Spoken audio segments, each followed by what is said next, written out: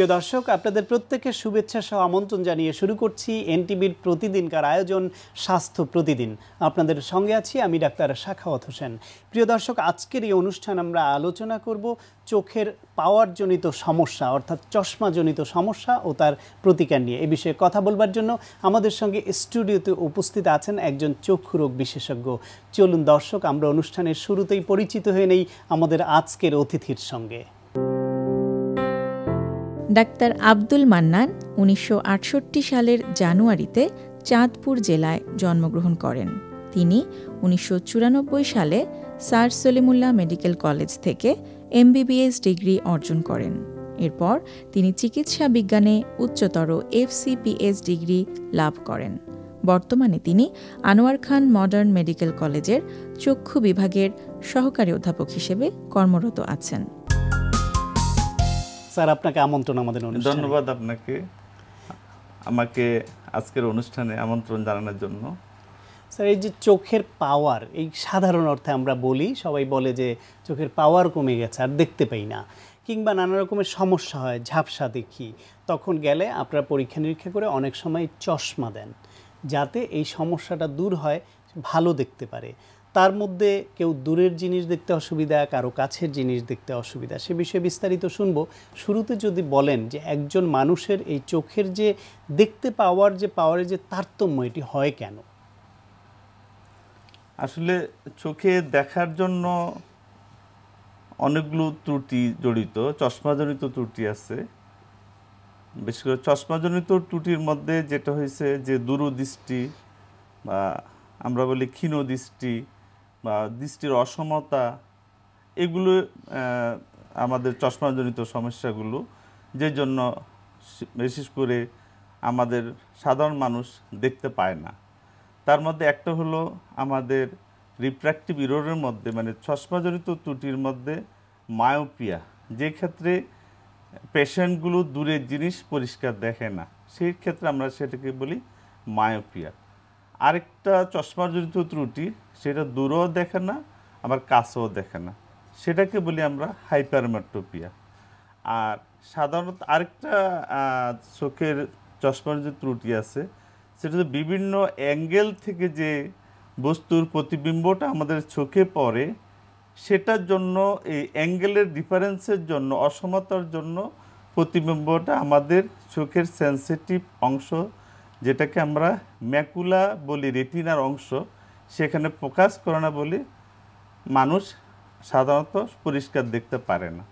আরেকটা ত্রুটি হলো সাধারণত 40 বছরের পরে, এটা বয়সজনিত কারণে বা এজিং প্রসেসের কারণে 40 বছরের পরে অধিকাংশ মানুষ কাছের লেখাটা পরিষ্কার পড়তে পারে না, সেটাকে বলে আমরা প্রেস বায়োপিয়া বা চালসে বলা হয় আমাদের দেশে। 40 হলে চালসে বলা হয়।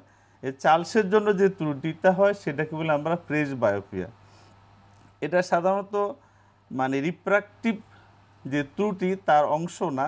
রিফ্র্যাক্টিভ ত্রুটি মেইনলি হলো মায়োপিয়া, যেটা দূরে দেখে না, সেই ক্ষেত্রে আমরা রোগীদেরকে মাইনাস লেন্স, যেটাকে আমরা কনকেভ লেন্স দিই, সেই কনকেভ লেন্স দিয়ে কারেকশন করলে রোগী দূরে এবং কাছে দুটো পরিষ্কার দেখতে পারবে। আর হাইপারমেট্রোপিয়া যেটা, সেটা যেখানে সেই ক্ষেত্রে আমাদের এই ত্রুটিটা আমরা প্লাস লেন্স অথবা কনভেক্স লেন্স দিয়ে কারেকশন করে দিই, তাতে রোগী দূরেও দেখতে পারবে, কাছেও দেখতে পারবে। আর কিছু দৃষ্টিজনিত ত্রুটি, সেটা হলো সিলিন্ড্রিক্যাল পাওয়ার লাগে। এটা সব ক্ষেত্রে না, কারো কারো ক্ষেত্রে লাগে। আর বেশিরভাগ ক্ষেত্রে আঘাতজনিত বা পোস্ট অপারেটিভ কন্ডিশানে এই অ্যাস্টিগমেটিজম আসে, তখন আমরা সেটা সিলিন্ড্রিক্যাল এক ধরনের প্লাস এবং সিলিন্ড্রিক্যাল মাইনাস লেন্স আছে, সেগুলো দিয়ে আমরা এই রিফ্র্যাক্টিভ ত্রুটিটা কারেকশন করে দিতে পারি। আর 40 বছরের পরে বিশেষ করে অধিকাংশ মানুষের, আমাদের যারা পেপার পড়ি দৈনন্দিন, যা মা বোনরা দেশে সেলাই করে, চাল ডাল বাস, এই সমস্ত ক্ষেত্রে দেখতে অসুবিধা হয়, সেটাকে বলে আমরা প্রেস বায়োপিয়া। সেই ক্ষেত্রে আমরা কনভেক্স লেন্স দিয়ে সেটাকে কারেকশন করে দিতে পারি। এটা খুব সহজ, এটা কোনো ব্যয়বহুল না, অনেক সস্তা দামেরও গ্লাস পাওয়া যায়, সেগুলো দিয়ে আমরা এই রিফ্র্যাক্টিভ যে ত্রুটিগুলো আছে দূর সেগুলো করা আমরা যায় খুব সেটি। সহজে দূর করতে পারি। শিশুদের বেলায়ও আমরা দেখি, ছোট শিশুদেরও আপনারা অনেক সময় চশমা দিয়ে থাকেন, সেটি কখন দরকার হয়? সেটা আসলে কথাটা যেটা বলছেন যে শিশুদের ক্ষেত্রেই কিন্তু আমাদের রিফ্র্যাক্টিভ ত্রুটিটা দ্রুত কারেকশন করা দরকার। একটা মানুষ সাধারণত 20 হতে 25 বছরে মানুষের ম্যাচুরিটি হয়ে যায়, মানে পূর্ণতা পেয়ে যায়, আর কোনো লম্বাও হবে না বা ছোট হবে না, খাইলে হয়তো মোটা হবে, না খেলে চিকন হবে, এটাই স্বাভাবিক। কিন্তু শিশুদের ক্ষেত্রে আমরা বললো অ্যাজ আর্লি অ্যাজ পসিবল যদি রিফ্র্যাক্টিভ কোনো ত্রুটি থাকে তাহলে সেটা প্রপার সময়ে কারেকশন করে না দিলে তার এমব্লিওপিয়া হবে, মানে যে চোখটা পাওয়ার কম থাকবে সেটা অলস চোখ হিসেবে থেকে যাবে এবং তার বাস্তব জীবনে যখন একটা শিশু বাস্তব জীবনে প্রবেশ করবে, কেউ হয়তো ডাক্তার হবে, ইঞ্জিনিয়ার হবে, ব্যারিস্টার হবে, পাইলট হবে, সেই ক্ষেত্রে দৃষ্টি যদি কমে যায় রিফ্র্যাক্টিভ ত্রুটির কারণে, তাহলে বড় কাজগুলো বড় বড় অফিসার হওয়া তার জন্য অনেক কষ্ট হয়ে যাবে। সেই ক্ষেত্রে শিশুদের ক্ষেত্রে আমরা বেশি গুরুত্ব দিব যে প্রপার সময়ে প্রপার ট্রিটমেন্টটা না করলে তাদের দৃষ্টি কম থেকে যাবে, এই পরবর্তী জীবনে সমস্যা হবে। কিন্তু একটা বয়স্ক মানুষ চশমা দিলে হয়তো পরিষ্কার দেখবে, না দিলে কিন্তু তার ওই অলস চোখ হওয়ার সম্ভাবনা সাধারণত থাকে না। এই যে একটা শিশুকে বা বড়কে যাকে চশমা দেওয়া হয়, অনেকের মধ্যে এই ধারণাটা কাজ করে যে আমি একবার চশমা নিলে সারা জীবন চশমা পড়তে হবে। এর ভিত্তি কতখানি? এইটা ভিত্তি আসলে যদি কারো চশমা লাগে তবে সাধারণত চশমা দিতে হবে, এটিও সত্য কথা। যে চশমা পরলে চশমার পাওয়ার কমে যাবে এই ধারণাটা সঠিক না। কারো যদি -2 পাওয়ার লাগে 15 বছর বয়সে, তাহলে 15 বছর বয়সে যদি -2 লাগে এটাই সারা জীবন তাকে ক্যারি করতে হবে, এটি নিয়ম। বা 18 বছর আবার পাওয়ার বাড়তে পারে, সাধারণত কমার সম্ভাবনা কম। তবে চিকিৎসা শাস্ত্রের উন্নতির কারণে অনেক নতুন নতুন চিকিৎসা এখন এই রিফ্র্যাক্টিভ ত্রুটি কারেকশনের জন্য আসছে। কেউ যদি চশমা না পড়তে চায় তার বিকল্প আছে। আচ্ছা, এটা আমরা শুনবো। তো চশমার বিষয়ে একটু থাকতে চাই আরো, যে চশমা যদি কেউ মনে করেন এই ছোট বাচ্চা পড়ে, অনেকে তো আবার এই আশা নিয়েও যায় যে কিছুদিন চশমা পড়লে আমার চোখটা ভালো হয়ে যাবে আস্তে আস্তে। আসলে এটার ভিত্তি কত? আসলে ভিত্তি রয়েছে, চশমা দিলে সে ভালো থাকবে এতে কোনো সন্দেহ নেই, কিন্তু চশমা না দিলেও তার অলস চোখ ডেভেলপ করবে বা দৃষ্টিজনিত ত্রুটি থেকে যাবে। কিন্তু চিকিৎসা চশমা না দিলে তার ভবিষ্যৎটা খারাপ হবে, ক্ষতি বৃদ্ধি হবে। কিন্তু চশমা দিলে এখন দিল, প্রবলেম হয়েছে, আপনি গেলেন চশমা দিল, চশমা পড়তে পড়তে এক সময় তার চোখ ভালো হয়ে যাবে এবং আর চশমা পড়তে হবে না, সেরকম কোনো সম্ভাবনা? না, সেরকম কোনো সম্ভাবনা সাধারণত না। তবে অনেক কিছু হতে পারে, তবে সাধারণত চশমা যদি কারো একবার লাগে এটা তাকে পড়তেই হবে। এই চশমা পরার ক্ষেত্রে বিশেষ করে বড়দের বেলায় এটা কমনলি আমরা শুনতে পাই যে চোখের পাওয়ার চেঞ্জ হয়ে গেছে, অর্থাৎ একটা চশমা আপনারা দিয়েছেন পরীক্ষা নিরীক্ষা করে, সেই চশমা সে পড়ছিল, ভালোই দেখছিল, 2-1 বছর পর বা একটা সময় গিয়ে ওই চশমা দিয়ে সে আর আগের মতো দেখছে না। এটি কেন হয় এবং সেটা কারেকশন কিভাবে করেন? চশমা একবার যদি কোনো আমাদের কোনো চক্ষু বিশেষজ্ঞ দিয়ে চশমা কারেকশন নেওয়া হয়, পরে সমস্ত কিছুরও কিন্তু পরিবর্তন হয়। চশমা এখন আমি যাকে -2 দিলাম বা -1 দিলাম বা -3 দিলাম বা +3 দিলাম, 6 মাস পর এটা পরিবর্তন হতেই পারে। এই পরিবর্তন হওয়াটা স্বাভাবিক, অস্বাভাবিক কিছু না। বেশিরভাগ মানুষের ক্ষেত্রে পরিবর্তন হয়, মানে বাড়ার সম্ভাবনা বেশি থাকে, কমার সম্ভাবনা সাধারণত কম থাকে। অনেকের আছে যে পরিমাণ পাওয়ার দেওয়া হয়েছে সেটা হয়তো অনেক বছর ক্যারি করে। তো বেশিরভাগ মানুষের ক্ষেত্রে দেখা যায় পরিবর্তন হয়। একটা মানুষকে, শিশুকে বা একটা স্কুল গোয়িং চিলড্রেনকে আমি দিলাম 10 বছর -2 দিলাম, সাধারণত তার বাড়ার টেন্ডেন্সি থাকবে আপ টু 20 হতে 25 বছর পর্যন্ত এই বাড়ার সম্ভাবনা তো থাকে। কিন্তু একটা বয়স হয়ে গেলে মানুষ যখন 40 এজে যদি -2 পরে বা -3 পরে, সাধারণত সেই ক্ষেত্রে চশমার পাওয়ারে কোনো পরিবর্তন হয় না যদি চোখের মধ্যে অন্য কোনো ডিজিজ না দেখা দেয়। সাধারণত ছানি পড়লে, আমরা যেটা ক্যাটারেক্ট বলি, ক্যাটারেক্ট হলে এই পাওয়ারের পরিবর্তনটা খুব তাড়াতাড়ি হয়। যে একটা পেশেন্ট হয়তো দূরে এসে একসময় দেখতো অ্যাট দ্য এজ অফ 45-এ তারপর দেখলো যে সে না এখন আর দেখতেছে না, দূরেও দেখতেছে না, কাছেও দেখতেছে না, সেটা তার হয়তো ক্যাটারেক্টের কারণে হতে পারে, অথবা আপনার ডায়াবেটিক রেটিনোপ্যাথি, যদি ডায়াবেটিস থাকে ডায়াবেটিক রেটিনোপ্যাথির কারণে হতে পারে, অথবা হাইপারটেনসিভ থাকলে হাইপারটেনসিভ রেটিনোপ্যাথির কারণে হতে পারে। নানাবিধ কারণে কিন্তু এই সমস্যাটা হতে পারে, সমস্যা হতে পারে। সেই ক্ষেত্রে ওই আন্ডারলাইং কজ যেটা রোগের চিকিৎসা করাতে হবে, সেই ক্ষেত্রে যেই কজের কারণে বা যেই কারণে তার দৃষ্টি কমে যাচ্ছে সেই কারণটা চিকিৎসা করাটা জরুরি।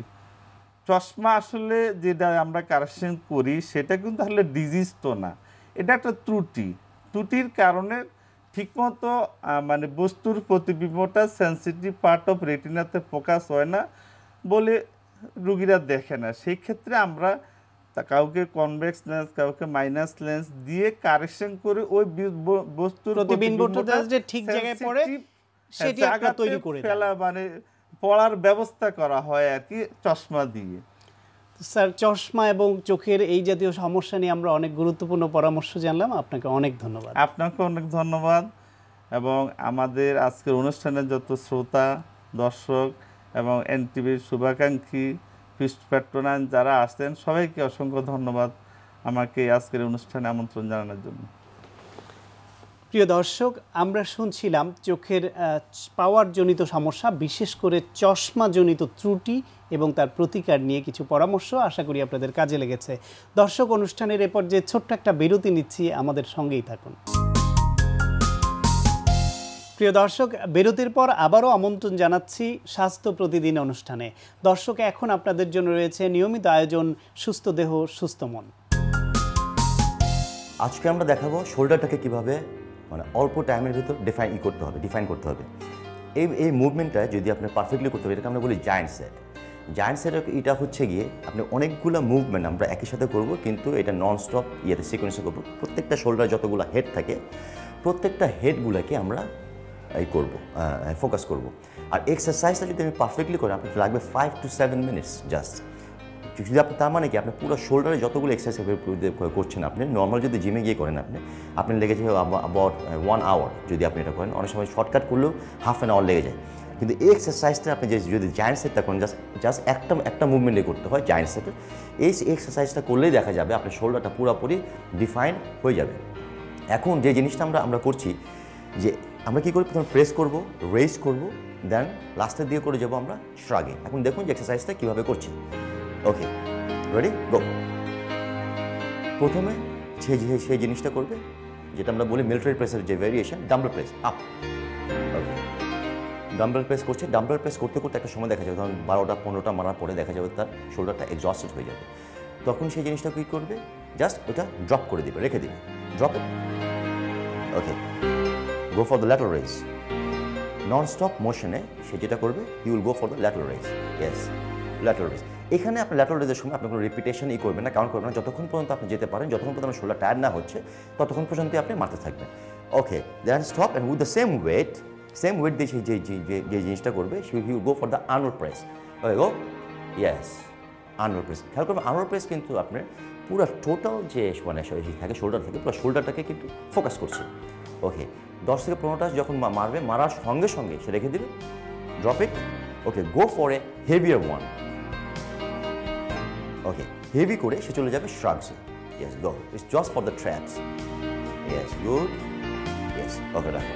ওকে, এই 4টা এক্সারসাইজ মিলে আমরা বলি একটা exercise. It's a giant set basically.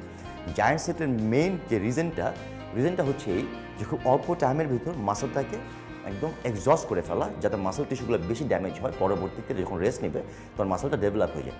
তার মানে কি, ধরতে পারি আমরা একটা এক্সারসাইজ, মানে যদি জায়ান্ট সেটটাকে আমরা একটা এক্সারসাইজ ধরি, একটা এক্সারসাইজ আপনি যদি 3 থেকে 5 সেট মারেন, it will take about 5 to 7 minutes. 5 থেকে 7 মিনিটের ভিতরে পুরো শোল্ডারটা কিন্তু এক্সস্ট হয়ে গেল, এক্সারসাইজ কিন্তু শেষ হয়ে গেল।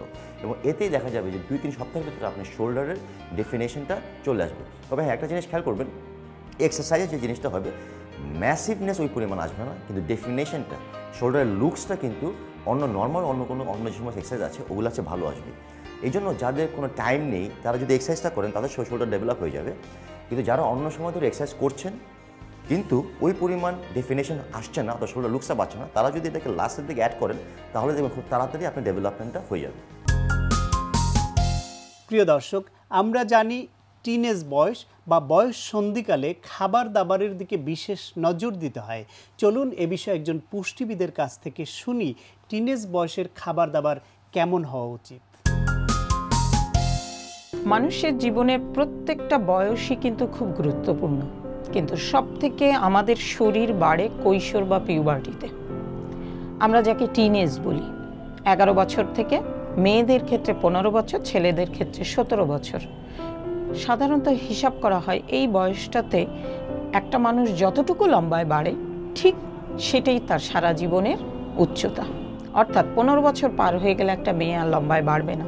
ফলে সবথেকে গুরুত্বপূর্ণ বিষয় হচ্ছে এই বয়সে উচ্চতা বৃদ্ধির জন্য যে মূল উপাদানটা দরকার সেটা হচ্ছে ক্যালোরি হাই, প্রোটিন হাই।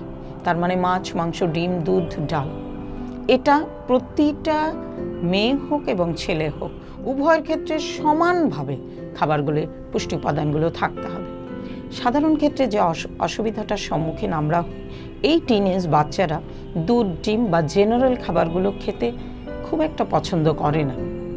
তো যদি এরকম হয়, ধরেন কোনো একটা বাচ্চা দুধ খেতে চাচ্ছে না, আমি তার সঙ্গে যদি সামান্য অন্য কোনো খাবার মিলিয়ে দিই, যে একজনের দুধের গন্ধ সহ্য করতে পারছে না, আমি দুধটাকে বোরহানি করে দিলাম, দই করে দিলাম, ছানা করে দিলাম, দুধের খাবার তৈরি করে দিলাম, যে কোনো ফর্মেই হোক, সেই পিউবার্টি পিরিয়ডে খাবারের এই চাহিদাটা পূরণ করতেই হবে।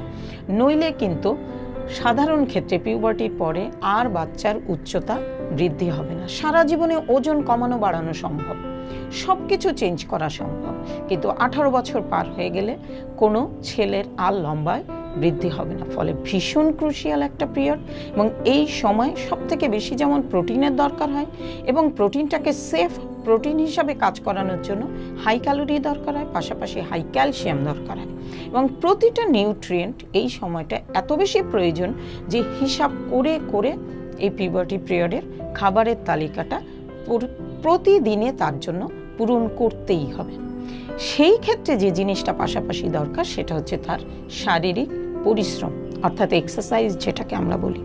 ধরেন আপনার বাচ্চা বয়স অনুপাতে উচ্চতা কম আছে, ধরি একটা মেয়ের বয়স আছে 13 বছর, কিন্তু সে উচ্চতায় আছে 11 বছরের, তার মানে সে 2 বছরের ডেফিসিয়েট আছে। এখন এই উচ্চতাটা আমাকে বাড়াতে হবে কিভাবে? পাশাপাশি তাকে পরিশ্রম অর্থাৎ ব্যায়াম করতে হবে কিছু নির্দিষ্ট, এবং প্রতিদিনের খাবারে হাই প্রোটিন, হাই ক্যালসিয়াম থাকতে হবে। এবং এই প্রোটিনটাকে সেভ করার জন্য তার ক্যালোরি ঠিক রাখতে হবে। ক্যালোরি ঠিক রাখতে হলে কি করতে হবে? তাকে তার কার্বোহাইড্রেটের পরিমাণটা ঠিক রাখতে হবে। সাধারণত এখনকার পিউবার্টি পিরিয়ডের সবথেকে বড় ক্রুশিয়াল বিষয় হচ্ছে তারা ভাত খেতে চায় না, জেনারেল খাবার খেতে চায় না, তারা ফাস্ট ফুডের প্রতি অনেক বেশি ফন্ড। এটাতে যে জিনিসটা হয়, ফ্যাট খাবার আসার কারণে, জাঙ্ক ফুড আসার কারণে তাদের ওয়েট বেড়ে যাচ্ছে, উচ্চতা বাড়ছে না। তো মাদের প্রতি আমার অনুরোধ, প্রত্যেকের প্রতি, যে আপনারা আপনাদের বাচ্চাদের প্রত্যেকটা বয়সকে অত্যন্ত গুরুত্বপূর্ণ, শুধু একটা বাচ্চাকে সিকিউরড লাইফ বা খাবারের জন্য খাবার দেওয়া না, তার কি খাবার দরকার, কোন বয়সে দরকার, কতটা দরকার, এটা অবশ্যই আপনাদের একজন পুষ্টিবিদের সঙ্গে কথা বলে ঠিক করে নেওয়া উচিত। এবং আপনার বাচ্চা সবসময় স্পেশাল। প্রিয় দর্শক, এখন আপনাদের জন্য রয়েছে স্বাস্থ্য প্রতিদিন আজকের হেলথ টিপস। হাঁটা হচ্ছে সর্বোত্তম ব্যায়াম, তবে এমনভাবে হাঁটতে হবে যাতে শ্বাস প্রশ্বাসের গতি বেড়ে যায়, শরীরে ঘাম আসে। প্রিয় দর্শক, এই অনুষ্ঠান সম্পর্কে আপনাদের যে কোনো মতামত বা পরামর্শ থাকলে লিখে পাঠাতে পারেন এই ঠিকানায়। প্রযোজক স্বাস্থ্য প্রতিদিন, এনটিভি, বিএসসি ভবন, 7তলা, 102 কাজী নজরুল ইসলাম এভিনিউ, কারণ বাজার, ঢাকা 1215। ফ্যাক্স 914338 থেকে 7 পর্যন্ত, অথবা ইমেইল করুন স্বাস্থ্যপ্রতিদিন@ntvpt.com এই ঠিকানায়। প্রিয় দর্শক, স্বাস্থ্য প্রতিদিনের আগামী পর্বে আপনাদের জন্য যা রয়েছে, সিওপিডিকে সাথে বলা হয় যে বর্তমানে যত নন কমিউনিকেবল ডিজিজ যেগুলো আছে মারা যায়, এর ভিতরে অবস্থান 5 নম্বর কজ, এবং এটা কিছুদিন পরে 2030 সালের মধ্যে এটা হবে 3 নম্বর কজ মানুষ মৃত্যুর।